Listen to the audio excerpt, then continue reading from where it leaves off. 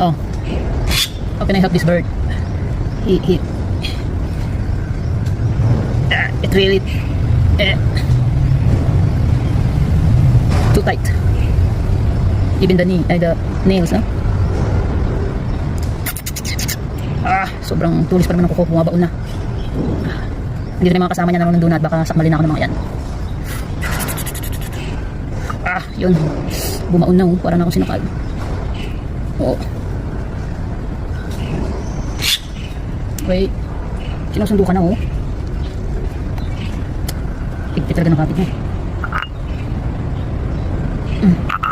Paliwa ko na ito ng mantika para tumingas. Makakatakas na yung daga. Pwede kinukuha ang mano. Ay, wag mo pang takapin. Dito na yung kasama niya.